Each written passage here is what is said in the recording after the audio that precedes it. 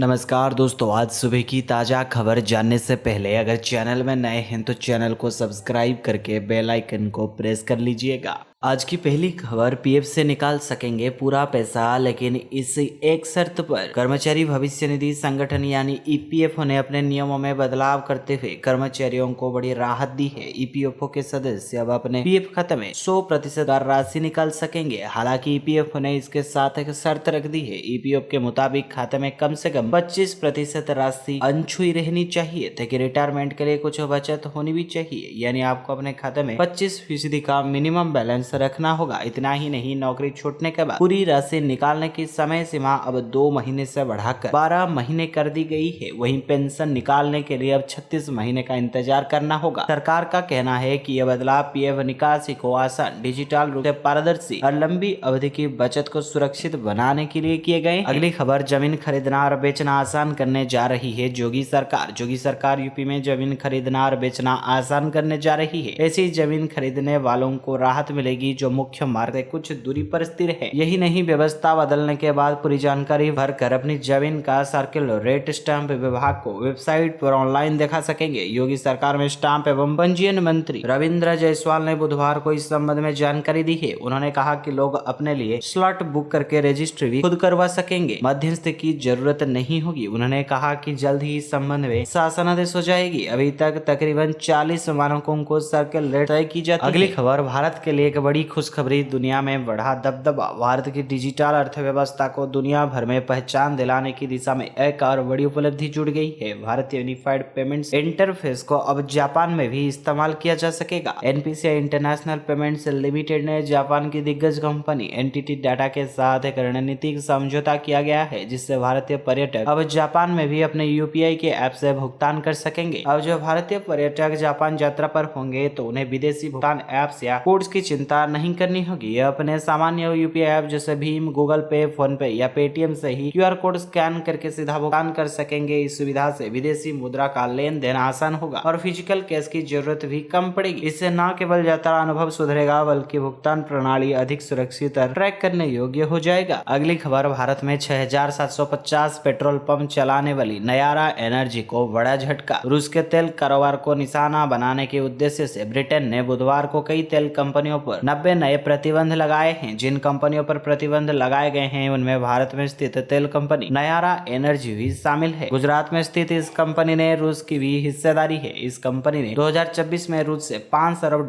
का मूल्य का कच्चा तेल आयात किया और उसका शोधन कर उसे भारतीय बाजार व विदेश में बेचा। ब्रिटेन के विदेश मंत्रालय ने कहा कि इस प्रतिबंधों से यूक्रेन युद्ध के लिए रूस को धन मिलने में बाधा आएगी। ताजा प्रतिबंधों से रूस का तेल से मिलने वाला राजस्व कम होगा। ब्रिटेन की प्रतिबंधों को दायरे में चीन के 4 ऑयल टर्मिनल, रूस से तेल की आपूर्ति करने वाले 44 टैंकर और भारतीय कंपनी नायरा एनर्जी लिमिटेड आए हैं। नायरा ने 2024 में रूस से $5 अरब मूल्य का 10 करोड़ बैरल कच्चा तेल आयात किया था। इससे पहले यूरोपीय संघ ने भी नायरा एनर्जी लिमिटेड पर प्रतिबंध लगाया था, जबकि कंपनी ने कहा कि ये सभी भारतीय नियमों और कानूनों का पालन करते हुए अपनी गतिविधियों का संचालित कर रही है। अगली खबर, आईपीएल 2026 से पहले बड़ा बदलाव, केएल राहुल बन सकते हैं केकेआर के कप्तान। केएल राहुल ने इंग्लैंड और वेस्ट इंडीज के खिलाफ खेली गई टेस्ट सीरीज में शानदार प्रदर्शन किया। अब वो ऑस्ट्रेलिया दौरे के लिए टीम के साथ रवाना हो गए हैं। लेकिन इसी बीच केएल राहुल से जुड़ी एक बड़ी खबर सामने आई है। अगले साल आईपीएल में केएल राहुल की टीम बदल सकती है। रिपोर्ट्स के मुताबिक केएल राहुल को और केकेआर के बीच बातचीत चल रही है। केएल राहुल आईपीएल में पंजाब किंग्स और लखनऊ सुपर जायंट्स जैसी टीमों की कप्तानी कर चुके हैं। बल्लेबाज तो शानदार है ही, इसके अलावा वो एक विकेट कीपर भूमिका भी निभा सकते हैं। तो ऐसे में अगर एक राहुल केकेआर में शामिल होते हैं तो फिर कोलकाता की टीम को राहुल के रूप में एक अच्छा पैकेज मिल सकता है। राहुल फिलहाल दिल्ली कैपिटल्स के टीम में है। उन्हें पिछले आईपीएल मेगा ऑक्शन में 14 करोड़ रुपए में खरीदा गया था। 2024 सीजन में राहुल ने लगभग 539 रन बनाए, जिसमें 1 शतक और 3 अर्धशतक शामिल रहे। अगली खबर, सरकार ने बढ़ाई एलपीजी सब्सिडी, प्रति सिलेंडर 300 रुपए तक का राहत। महंगाई के दौर में जब रसोई गैस सिलेंडर की कीमतों आसमान छू रही है, तब सरकार की कि एलपीजी गैस सब्सिडी योजना आम लोगों के लिए किसी वरदान से कम नहीं लग रही है। ये योजना गरीब और मध्यम वर्ग के परिवारों को बड़ी आर्थिक राहत देती है, जिससे रोजमर्रा का रसोई खर्च काबू में आता है। सरकार इस स्कीम के तहत पात्र ग्राहकों के बैंक खाते में डायरेक्ट सब्सिडी की राशि भेजती है। इसके एलपीजी सिलेंडर सस्ते दामों पर मिल जाता है और आपका महीने का बजट भी बैलेंस हो जाता है। एलपीजी गैस सब्सिडी का लाभ उन लोगों को मिलेगा जिनकी सालाना कमाई 10 लाख रुपए से कम है और जिन्होंने ये योजना से बाहर होने का ऑप्शन नहीं चुना। साथ ही प्रधानमंत्री उज्ज्वला योजना के तहत गैस कनेक्शन लेने वाली महिलाएं भी पूरी तरह हकदार है। सरकार वक्त पर सब्सिडी अमाउंट में बदलाव करती रहती है। अभी हर सिलेंडर पर 300 रुपए तक की छूट मिल रही है, जो सीधे आपके बैंक अकाउंट में आ जाती है। अगर एलपीजी गैस सब्सिडी आपके अकाउंट में नहीं आ रही है तो टेंशन ना ले, पहले कंफर्म करें कि आपका बैंक अकाउंट और एलपीजी आईडी ठीक से लिंक्ड हो। समस्या बन रही है तो गैस एजेंसी से बात करें या डीबीटीएल पोर्टल पर कंप्लेंट रजिस्टर करें। अक्सर आधार या बैंक लिंकिंग में छोटी सी खराबी से सब्सिडी रुक जाती है, तो फिक्स्ड करने से तुरंत सॉल्व हो जाती है। अगली खबर, घर बैठे हर महीने 9,000 रुपए की कमाई। Post office monthly income scheme एक ऐसी योजना है जिससे आप एक बार पैसा जमा करते हैं तो हर महीने ब्याज के रूप में निश्चित रकम मिलती रहती है। ये योजना सरकार द्वारा चलाई जाती है, इसलिए इसमें निवेश सुरक्षित रहता है। आप इसके अकेले या पति पत्नी दोनों मिलकर खाता खोल सकते हैं। इस योजना में न्यूनतम 1,000 रुपए से अकाउंट खुल सकता है। सिंगल अकाउंट में अधिकतम 9 लाख रुपए और ज्वाइंट अकाउंट में 15 लाख रुपए तक की निवेश कर सकते हैं। ज्वाइंट अकाउंट खासकर शादीशुदा जोड़ों के लिए अच्छा विकल्प है, ताकि दोनों मिलकर भविष्य की योजना बना सके। इस योजना पर अभी सालाना 7.4% का ब्याज मिलता है। यह ब्याज हर महीने आपकी इनकम के तौर पर आपके खाते में जमा होता है। मैच्योरिटी पीरियड 5 साल का होता है, लेकिन आप इसे नए ब्याज दर के साथ आगे भी बढ़ा सकते हैं। इस तरह आपकी कमाई लंबे समय तक जारी रहती है। अगर आप ज्वाइंट अकाउंट में 15 लाख रुपए जमा करते हैं तो आपको हर महीने करीब 1,250 रुपए मिलेंगे। वहीं अगर आप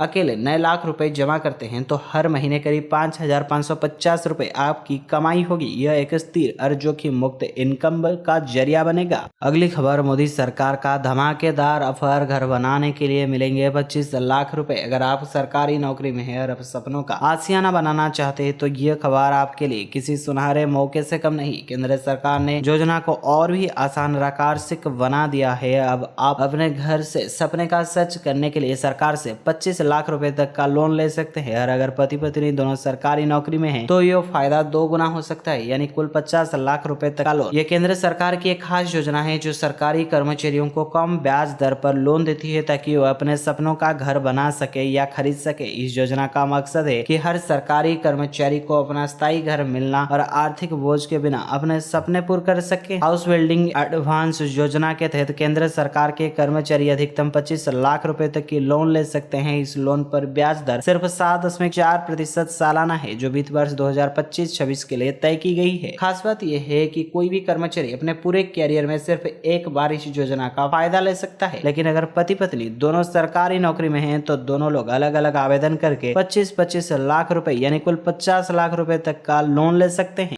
अगली खबर, यूपी के यात्रियों के लिए खुशखबरी, 14 नई स्पेशल ट्रेन चलेगी। त्योहारों के मौसम आते ही देश भर में यात्रा की मांग कई गुना बढ़ जाती है, खासकर उत्तर भारत में, जहां दीपावली और छठ जैसे पर्वों पर लाखों लोग अपने घर लौटते हैं। इसी को ध्यान में रखते हुए रेलवे ने उत्तर प्रदेश की यात्रियों के लिए एक बड़ी घोषणा की है। इस बार दीपावली और छठ पूजा के मौके पर रेलवे 14 नई त्योहारों स्पेशल ट्रेनों को संचालन करेगा। ये सभी ट्रेनें कानपुर सेंट्रल और गोविंदपुर स्टेशनों में रास्ते गुजरेंगी, जिससे कानपुर और आसपास के जिलों में लोग यात्रा करने में काफी सहूलियत मिलेगा। रेलवे प्रशासन के अनुसार इन विशेष ट्रेनों में आरक्षण की सुविधा गुरुवार से शुरू हो चुकी है। जो यात्री त्योहारों पर अपने घर जाना चाहते हैं वो अब इन ट्रेनों में सीट बुक कर सकते हैं। ट्रेन नंबर 05037 हर शनिवार 18 अक्टूबर से 8 दिसंबर तक गोमती नगर से चलेगी। सुबह 5:25 बजे प्रस्थान कर ये ट्रेन 8:25 बजे कानपुर सेंट्रल पहुंचेगी और वहां 5 मिनट रुककर 8:30 बजे रवाना होगी। अगले दिन रात 2:05 बजे यह पनवेल पहुंचेगी।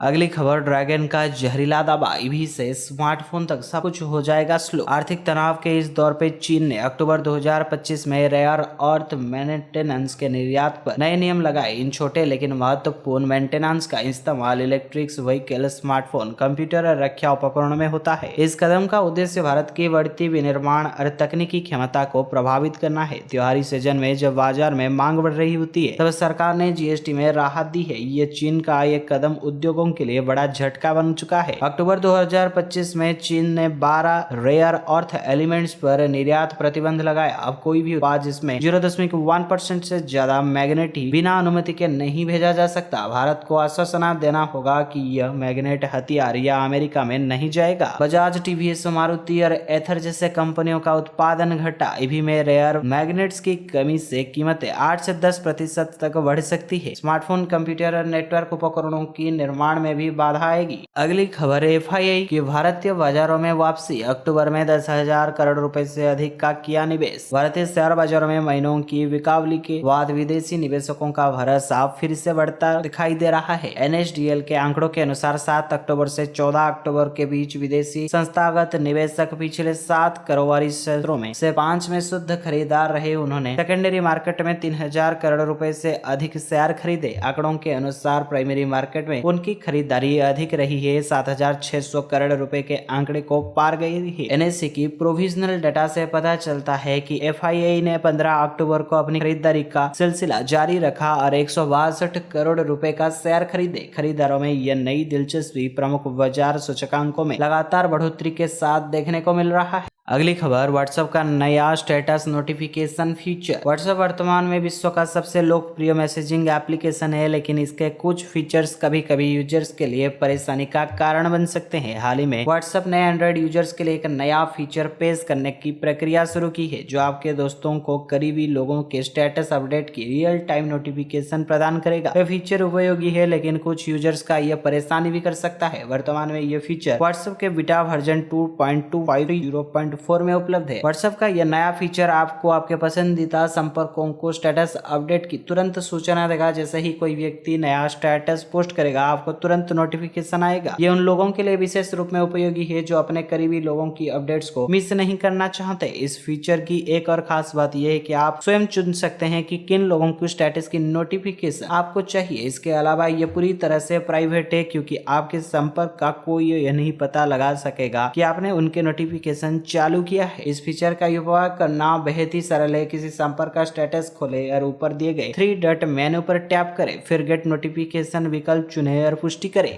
अगली खबर, चालान का चक्कर खत्म नहीं हो रहा है। लोक अदालत के बाद भी परेशान है तो यह समाधान। अगर आपके अपने लोक अदालत में ट्रैफिक चालान का भुगतान कर दिया है, लेकिन ऑनलाइन पोर्टल पर पेंडिंग या जुर्माना दिखा रहा है, तो परेशान होने का जरूरत नहीं है। यह समस्या आमतौर पर डेटा अपडेट में देरी या तकनीकी कारणों से होती है। कभी कभी सर्वर सिंकिंग नेटवर्क या सिस्टम अपडेट के समय लग जाता है, जिसके चालान तुरंत ऑनलाइन नहीं दिखाता। इस स्थिति में जरूरी है कि आप रसीद और दस्तावेज सुरक्षित रखें, धैर्य रखें और सही प्रक्रिया अपनाएं। लोकल ट्रैफिक पुलिस चालान पोर्टल और वर्चुअल कोर्ट को उपयोग करके आसानी से समस्या का हल की जा सकती है। अगर आपके लोक अदालत में चालान का भुगतान कर दिया है, लेकिन वो अब भी ऑनलाइन पेंडिंग दिखा रहा है, तो घबराने की जरूरत नहीं है। ये समस्या आमतौर पर डेटा अपडेट में देरी या तकनीकी गड़बड़ी के कारण होती है। चालान भरने के बाद जानकारी ट्रैफिक पुलिस और न्यायालय के सर्वर तक पहुंचने में समय लगता है। आमतौर पर वर्चुअल कोर्ट से भुगतान 4 से 5 दिन और डिजिटल कोर्ट से 10 से 15 दिन और लोक अदालत से भुगतान के बाद 30 दिन तक अपडेट होने में लग सकते हैं। अगली खबर, सरकार ने न्यूनतम मजदूरी में बड़ी बढ़ोतरी की घोषणा। प्रदेश के श्रमिकों के लिए एक बड़ी खुशखबरी, सरकार ने न्यूनतम मजदूरी शानदार बढ़ोतरी कर दी है। अब श्रमिकों की जेब पहले से ज्यादा भारी होगी। नई मजदूरियों को 1 अक्टूबर 2025 से लागू हो चुकी है और 31 मार्च 2026 तक चलेंगी। इस फैसले से हजारों श्रमिकों को सीधा फायदा मिलेगा। उप श्रम आयुक्त दीप्तिमान भट्ट ने बताया कि मुरादाबाद क्षेत्र से जारी आदेश के अनुसार अकुशल, अर्धकुशल और कुशल श्रमिकों के लिए अलग अलग मासिक और दैनिक मजदूरी तय की गई है। उन्होंने कहा कि एक कदम बढ़ती महंगाई को देखते हुए उठाया गया है। श्रम विभाग ने साफ किया है कि न्यूनतम मजदूरी में यह बढ़ोतरी महंगाई सूचकांक के आधार पर की गई है। साल 2012 में इस सूचकांक 216